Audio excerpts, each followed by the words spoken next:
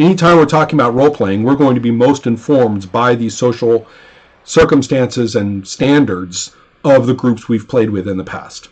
And particularly the ones that we treated as developmental for ourselves. You know, the groups we were in where we felt like we learned how to do this thing. Right. And that's obviously going to be limited per person. And it is also true that when one speculates about some other group that plays in a completely social different way, it's really hard to get away from the idea that, well, the ones who don't do it right, the ones who don't really, know it, they do it some other funny way. Mm-hmm. And so, and everybody tries to be tolerant, right? Well, I'd be, I'm tolerant of those people. I'm so tolerant. But, yeah. So the thing I'm trying to say, though, is that when you're designing a role-playing game, and this is where I'm going to be all preachy, right? This is where I say what you do when you design a role-playing game. The important thing to do is not to design for a group whose social contract you would love to see but never have. Mm. The idea being that you're playing for a group that doesn't exist. You only want them to exist, and you're trying to make the game which is going to force them to exist, you think. I see. Yeah, it's interesting. And it's real easy to do. So when, and to recognize, okay, let's just admit, where are my standards of play coming from? How do I expect and really only want to consider how people interact at the table? What is that like? And to sort of own it and say, okay, that's who I'm designing for. My fears are there, my bad experiences are there for things I'm going to want to avoid or to not want to facilitate.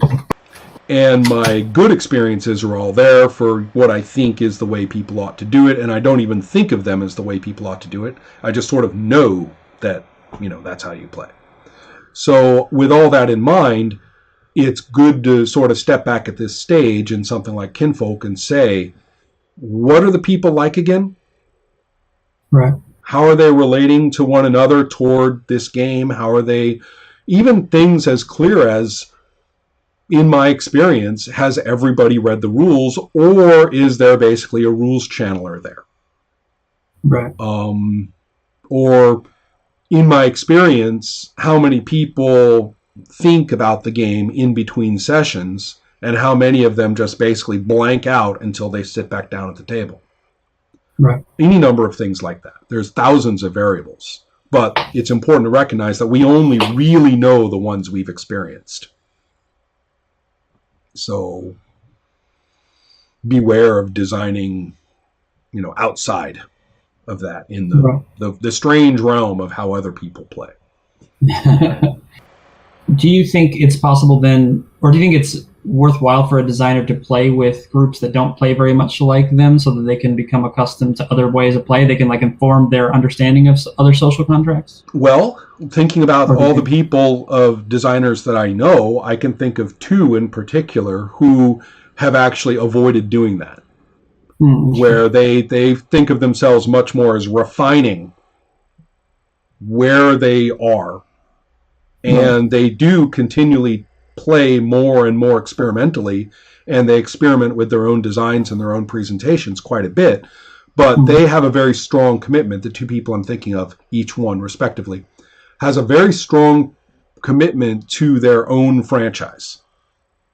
And therefore, to them, it's really worth it to keep elaborating upon, sometimes branching, sometimes focusing, this set of principles that they design under, and they, of course, both cultivate their schools of play, out and about in the real world, and create a fan-based community, based on that, and it's very important to them. It's kind of not worth their while, or a matter of kind of coffee talk conversation to talk about other games that wander in a different way.